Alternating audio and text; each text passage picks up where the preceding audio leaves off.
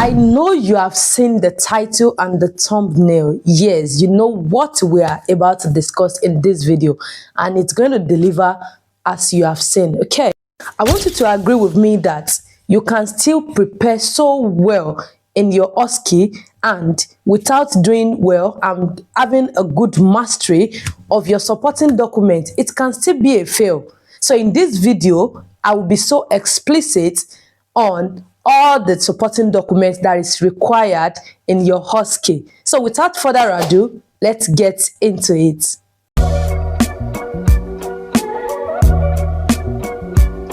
For your assessment, that used to be 12 stations, now 10 stations, because anxiety and depression, as well as asthma, has been taken out of the topics. 7 out of these 10 disease conditions uses NEWS2 Chart only, while the remaining 3 is going to use a special chart in addition to the NEWS2 Chart, right? And what are they? We have CCIT, that is for Alzheimer's disease, in addition with NEWS2 Chart. Also, MUST, Malnutrition Universal Screening Tool, right? In addition with NEWS2 Chart, okay? And finally is the man standing alone, which is GCS chart for subdural hematoma. This makes up the 10 likely disease condition that assessment, that is the API, is centralized on, because it's still the same patient you will carry out assessment on. You will still write planning as well as implementation, that is serving of medications, and you will still hand over this patient during evaluation, right? So that settles API. Okay. So for skill stations, we've got a couple of these stations that uses special charts. Okay. One of which is administration of inhaled medication. It uses AIM chart. It's got its own special chart that comes in a landscape form, just like this. Blood glucose monitoring is another skill station that uses blood glucose monitoring charts. Bowel assessment has got its own, just like you are saying. Fluid balance charts is among these skills, and it's got its own special charts. Intramuscular injection station is another skill station that has got its own charts, especially if this station is coming as a community scenario. But due to the recent changes now, for this intramuscular injection station, it used to be a community scenario, but there is a recent changes to that. Right now, it could come in any form. It could either be community scenario or hospital. So if it is hospital scenario, it's going to come with its own special chart in a landscape form. However, if it is not coming as a community scenario, automatically it's going to be hospital. And for hospital scenario at all, for any hospital scenario at all, you are going to use MAR chart, that is medication administration record chart, right? So it can come in any form, so be prepared. Next is visual infusion phlebitis. All right, this station has got its own special chart, right? That is when you are assessing for the signs of infection around the cannula site. This chart is part of what is going to be handed over to you during your exam, right? And this medication, because for this is seen as medication administration station. Yeah, of course it is, because it passes through the vein, right? Intravenous is the route through which this thing passes through, like the saline to flush the line, okay, to ensure patency is still going through IV route. In a way, is seen as medication, right? So this medication is going to be prescribed in the hospital MAR chart. It could be under once only, as required medication, or regular medication. So you should be on the lookout anywhere it is written. Just act accordingly, right? Next is MSU and urinalysis. It got its own chart where there will be 8 parameters to meet every of the findings as a result of the check you are doing. It could be glucose, protein, and all of these things according to the timing allotted to them. It's going to be documented here. So it's got a special chart in this form. In your exam, if this station is coming for you, this chart will be handed over alongside with your scenario, right? The next one is nutritional assessment. For nutritional assessment, it has got more than one chart. Yes, this is a peculiar case, okay?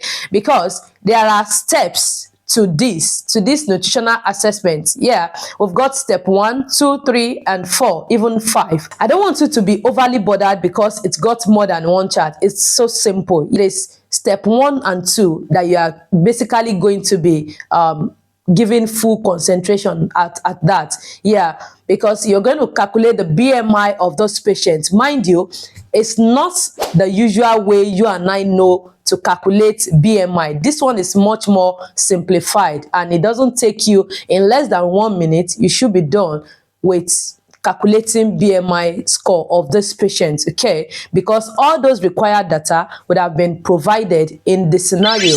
Yeah, the step 2 also has got another chart, right? Where you are going to check how much weight the patient has lost in the last 3 to 6 months. Yeah, it is on this chart you are going to determine the percentage of the weight the patient has lost.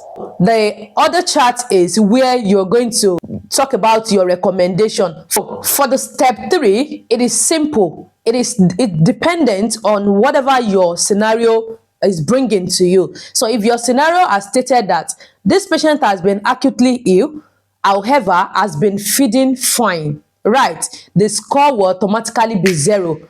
In this step 3, it is either the patient is scoring 0 or 2. So if this patient has been ill, acutely ill, and has not been taking enough nutrient, like is having nutritional imbalance, and it's been more than 5 days, yeah, so the patient will automatically score 2. And if the patient is acutely ill, no matter how terrible the illness may be, and the patient has been reported to be eating normally, the patient is going to score 0. Please mark this at the back of your mind, right? The next one is step 4. What happened in this step 4 is the easiest, right? You're just going to sum up step 1, 2, 3 and record whatever you get, right? So the step 5 is the talking part. That is why nutritional assessment station is not totally a silent station. You will still be talking. However, it is tagged to be a silent writing station, right? So you will still be talking. So the 5th one is your recommendation. Having done the full assessment on this patient now, you've summed up the score. You've come up with a particular score for this patient. So you are going to present to your assessor now. Following your findings, you've come up with so score, right? And this is your recommendation. You don't need to cram anything.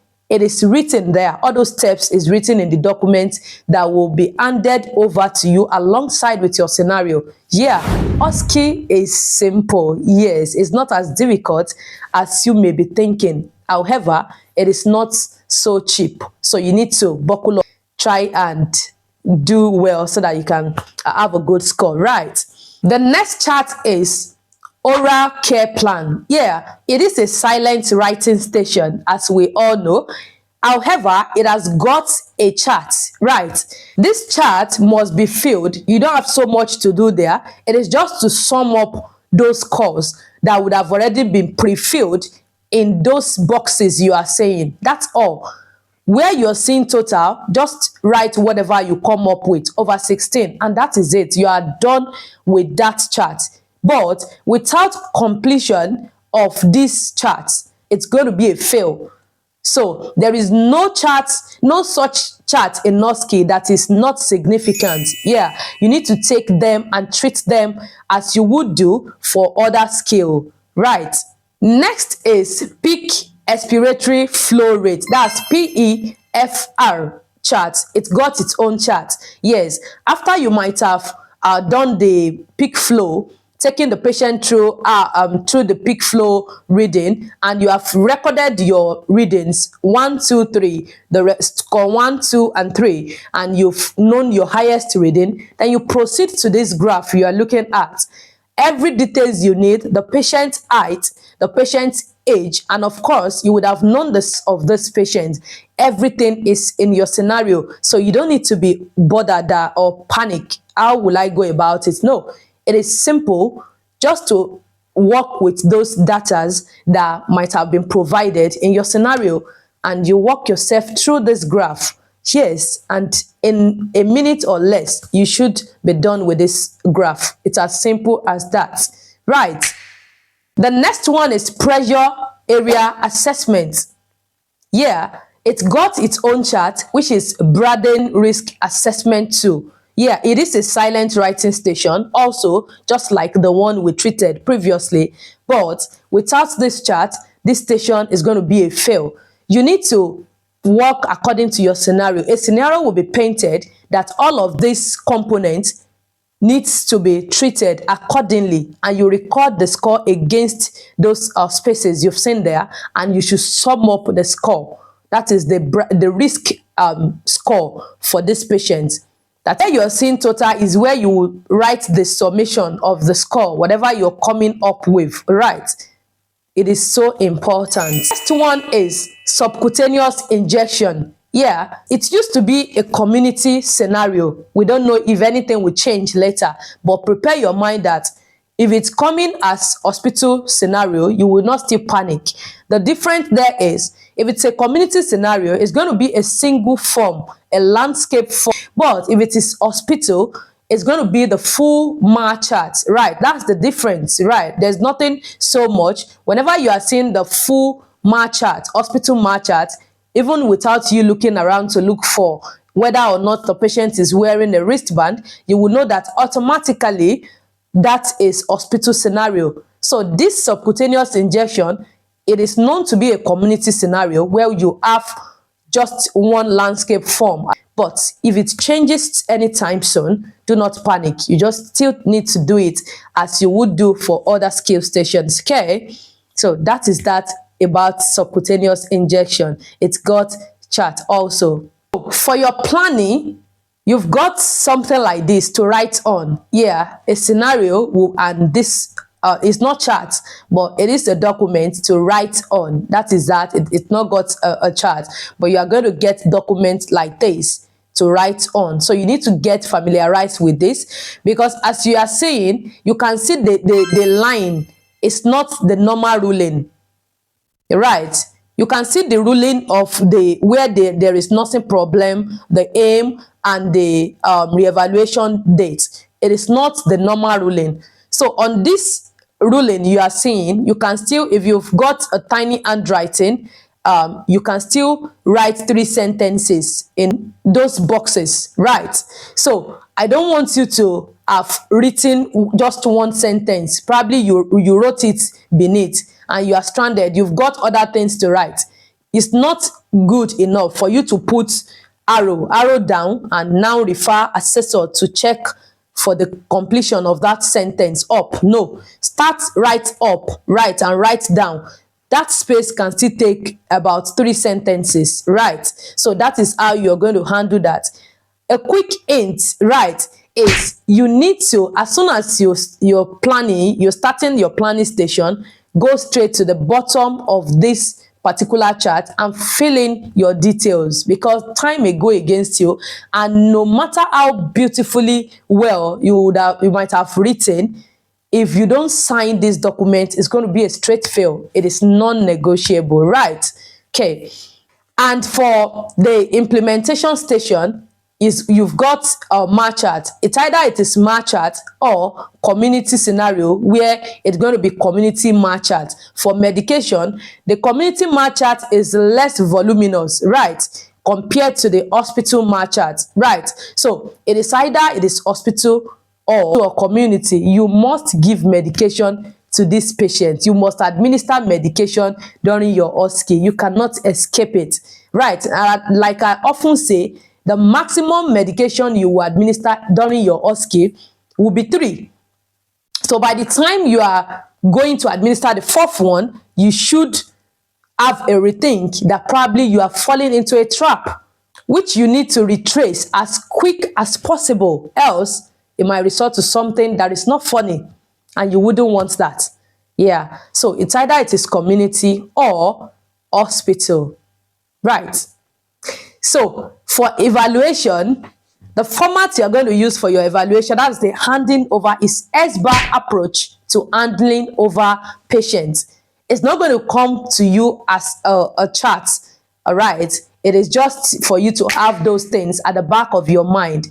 S is situation, B is background, A is assessment, and R is recommendation. You can check my video on evaluation on my page. It is there detailed, right?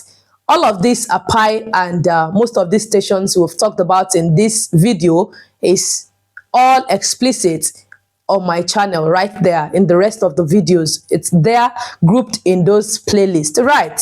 For professional value, you're going to get a paper to write on. You're not going to be numbering those points you are given. It's going to be in bullet points, right? So you will have a paper to write on also. There is no chart.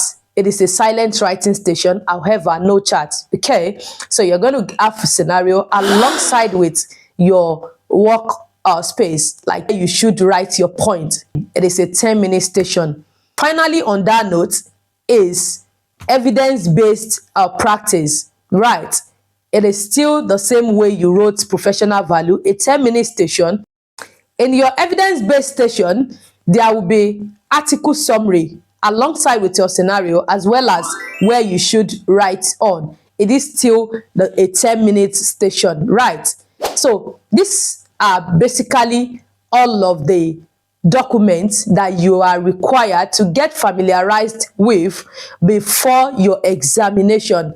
I hope you've learned something in this video, and I promise to see you with another interesting video in my subsequent ones. And until then, keep practicing OSCE. Bye.